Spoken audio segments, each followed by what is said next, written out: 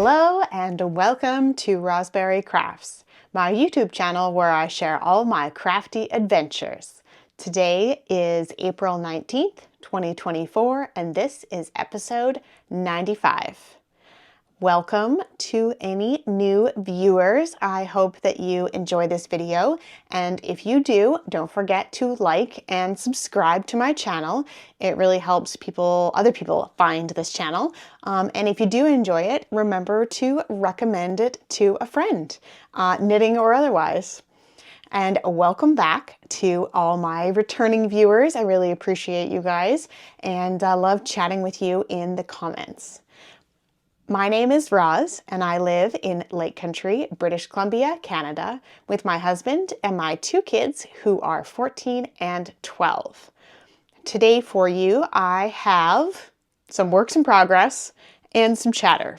Yeah, it doesn't sound like a lot, but I have made a lot of progress on a couple projects, and I'm very pleased with it. I hope that you will stick around to find out. Before I get too far into my works in progress, I normally have a what am I wearing and finished objects, but today I am drinking a delicious tea and I wanted to mention it. I am not sponsored in any way by them, but I, for the last few months, have been getting a Tea Runner subscription box, and this is the Apple Cinnamon French Toast. It is a highly caffeinated tea, so this should be interesting, but it is delicious. It's not too sweet, but it's definitely on the sweet side, and yeah, I could drink this all day long. Yep. And I do put cream in my black tea generally, and I did for this one, and I enjoy it. I will link to it down below. It's like a monthly subscription box, but they do sell like one-off teas if you're part of the subscription club. Consider it. It's a Canadian tea company. Anyway, I'm not affiliated and I'm not sponsored. I just love their tea. So I thought I'd talk about it for a couple minutes. Let's move on to works in progress.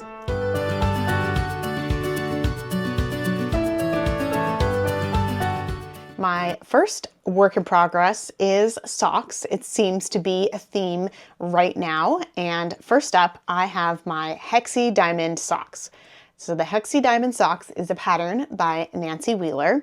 And I started this because she was hosting a knit along earlier in the spring for her patterns. And I basically knit the cuff and did nothing else.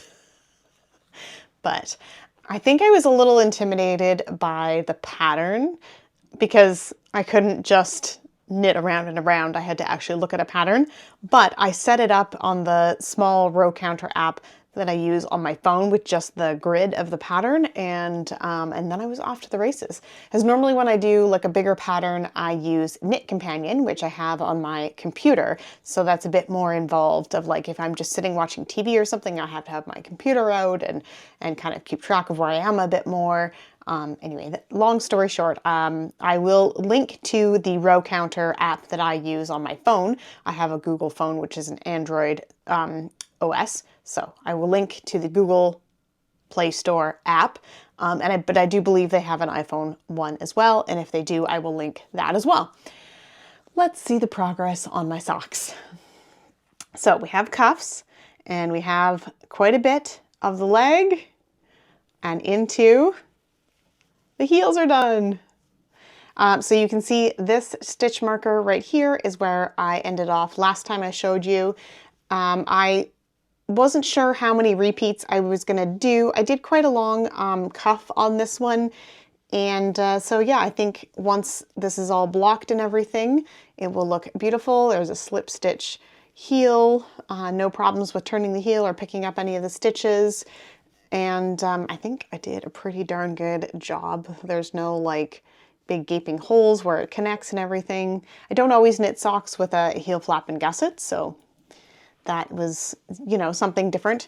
And then I've noticed lately when I wear my Tits Up socks, which is also a pattern by Nancy Wheeler, that because of the house shoes that I wear 90% of the time, because I'm in my house and I don't like the cement cold floors, I get an impression on the top of my feet because my shoes press they're not tight on my feet, but they're snug.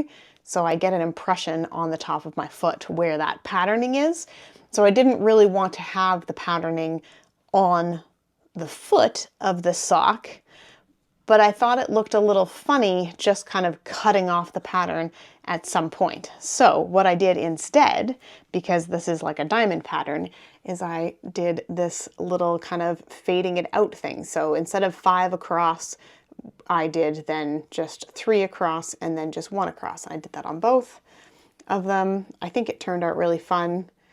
It's harder to see because of the really dark line, and it's not that stark of a contrast. This is more of a true color of what you see. So yeah, anyway, it's variegated yarn. You're going to get what you're going to get on it. Yeah, anyway, I think it turned out really cool, and I think it will look really good. And so yeah, I've made quite a bit of progress. I did both the heels on these. I do knit more often than not, 2 at a time for my socks, and that way they're both done. It takes me longer, it takes me the same amount of time overall, but it doesn't feel like you're making as much progress, which is why I like to keep a progress keeper in there so I know how much I have knit. And it's turning out just great. The only thing, what I was going to say about the 2, I'm all over the place, guys. Caffeine, it's getting me. When I do the heels, I just slip the one sock off onto a holder or a spare needle, do the heel on the other side, finish the gusset, and then put them all back on the same needle again. I find that if I just have the one sock, it's easier for me to keep track of where I am in the pattern. When I have 2 socks at the same time, you can totally do the heel gusset and everything 2 at a time. Just, it's that extra step of thinking, and then by the time you get back around, because you do like across the front, and then across the bottom and across the bottom, and then by the time I get to the second bottom, I'm like, am I decreasing, am I not decreasing, because it's been that much longer. So that's what I do with my 2 at a time socks. I am going to move my marker out. That's stuck in my nail. Oh goodness, you'd think that moving a marker would be a lot easier than this. I don't know what I'm doing wrong here. Up to here, and then, oh, that's not right. You guys don't need to see all this. Well, I'm not going to edit that much because I have family coming into town, and well, that's just how it works sometimes. So there we are, marker has been moved. Next time you see these, hopefully I will be close to the toe. The yarn for this is some Cascade Heritage hand paints that I have in the color 9926. So yeah, it's it doesn't say what's in it. Oh, 75% merino, 25% nylon. So it's perfect for socks, which is why it's called sock yarn. And yeah, and that is in my Game of Thrones bag. It's perfect for sitting on the couch and not having your stuff go everywhere. Next up is another pair of socks. This is a kind of long-term whip, and of course I'm in the middle of a row because this is how it goes. These are my cadet socks. So I will probably use the OMG heel pattern for these from Megan Williams, but I just kind of do my own thing for the toe. I've knit enough socks on my own now that I just know how many I like to cast on and how many I like to have around. These ones I'm doing a 64 stitch count around each sock. The pattern ones I did a 72 because the pattern will kind of snug it in a bit and I don't like them to be super, super tight on my feet.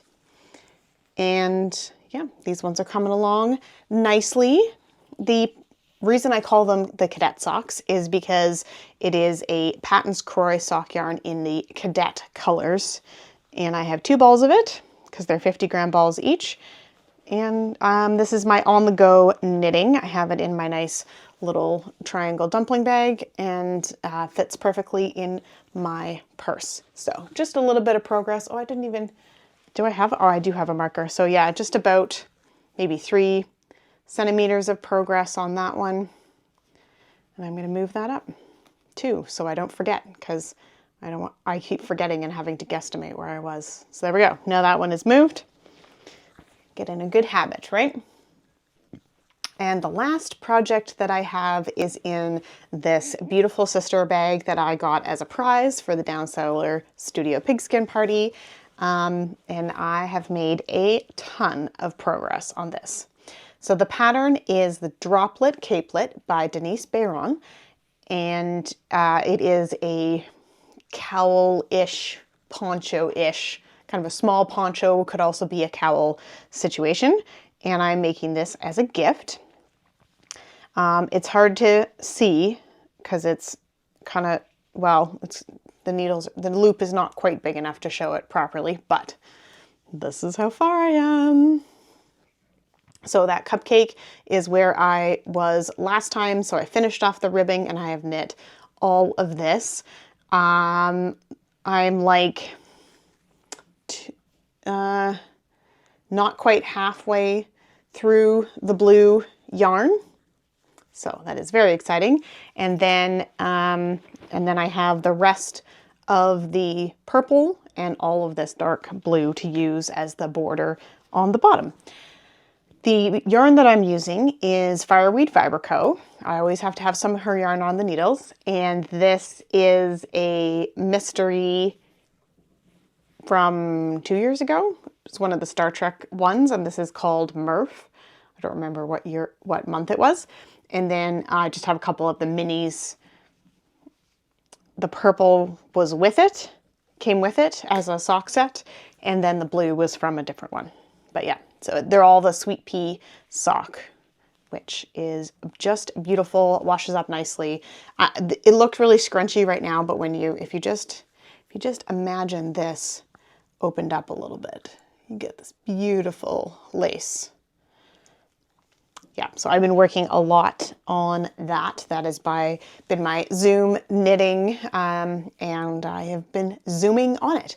That's all the knitting that I have to talk about today. I'm going to move on to chatter if you're interested, and otherwise we'll see you next time.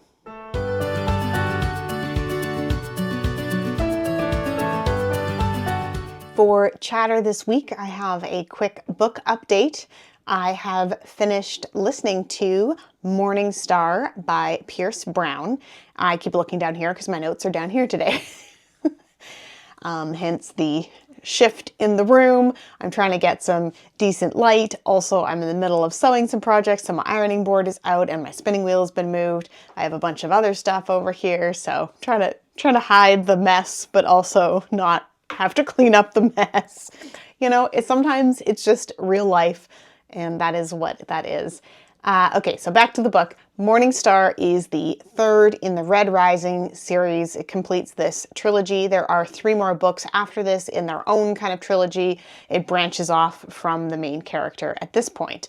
They did wrap it up nicely at the end. I'm not going to spoiler anything, but I did enjoy this book series very much. Definitely has some intensity, some trigger warnings, so take a look at it before you read it. But if you like fantasy, adventure with some, action and politics and coming of age, all of that kind of stuff, you will enjoy this book. It's not high fantasy in the magic kind of sense, but it is futuristic. It's maybe more science fiction, but less science and more fiction. Somewhere in between there.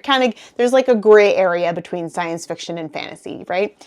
So it was a very enjoyable book, and my son, who is 14, really wants to read it. So that's kind of why I started reading it, just to make sure it was appropriate for him. So we're going to start with Red Rising and see what he thinks about it. It might be too much politicness for him. There's not a lot of romance in it, which is the stuff he doesn't enjoy anyway. And he's okay with the peril kind of stuff, as long as it's not too gory. So I think this will be good for him, but to each their own. And I am currently reading a couple other books from the library. I'm desperately trying to finish them before they go back from their 21-day loan period, but we'll see if I finish them in time. You'll have to check in again next week to see if I finish any other books. Spring has arrived here. Today it was below 0 when I woke up, but it is supposed to be 15 degrees this afternoon. So, you know, that is spring in the Okanagan. Some days it's almost 20 degrees, other days it's like 10 degrees. Could be freezing overnight, could be 10 overnight. So you kind of never know what you're going to get, and it's beautiful and sunny. We have been walking lots outside. I've been trying to take as many clips as possible. Unfortunately, I've kind of been going to the same areas as we do tend to go to in the beginning of the year because it's still muddy up on a lot of the trails. So yeah, anyway, so we went out last weekend. Taylor got her rollerblades out and we went for a nice little walk / rollerblade, and I took some video, and we found some different ducks that I haven't seen in the area before. Doesn't mean they haven't been here, I just don't remember seeing them. Mike has been finishing up his exam period for school. If you don't know, he is a college professor for a local college here, and so they are finished their teaching time and they just have exams now. And yeah, so it's fun times. He has a creature that I crocheted for him. It is somewhat of a replica of Grogu from the Mandalorian series, which is a Star Wars thing. And it was a companion of his during COVID when he was on Zoom. He had his little buddy with him to kind of, you know, lighten things up a little bit. And now his students request Grogu to come and invigilate exams with him. So I've got a picture of one of my creations that goes to his exams and is there to, you know, lighten the mood and help support students. So super fun. And the last thing is that we've been working a bit on our theater room. So in our house, we have a downstairs. We have 2 master bedrooms, so there's a downstairs one, but we choose to be upstairs, which is where the kids' bedrooms are. And so we've made it into a theater room. Nothing permanent in there, but we have put up some like velour curtains, like fake velvet. I don't know. They're not super expensive by any means, but there they are. And I have a little video. We watched Speed the other day, the classic 90s action movie. And so I just have a little video. You can see it's really black all around the theater screen so that you can really get immersed into the movie. And then we put some stick-on lights kind of at the top so you kind of get that movie theater vibe. Anyway, I'll put those pictures in at the end. And I think that's about all I have to chat about this week. Just a quick reminder that we have 5 more episodes until our 100th episode. Well, I guess technically 4 more after this one. If you do have any questions for myself or my husband, there is a link down below, or you can message me. I really should talk about the fact that we have a Ravelry group, a Discord server. There's a Ko-fi account if you feel like you would like to support the podcast in any way. It just helps me with like equipment costs and all that kind of stuff. And yeah, I'm not doing this to make a ton of money. I enjoy doing this and I enjoy just interacting with you guys. So no pressure on the money front. It's super awkward for me. Anyway, you can interact with me by commenting down below, all of that fun stuff. And I hope you guys have a great week, and we will see you guys next time. Bye.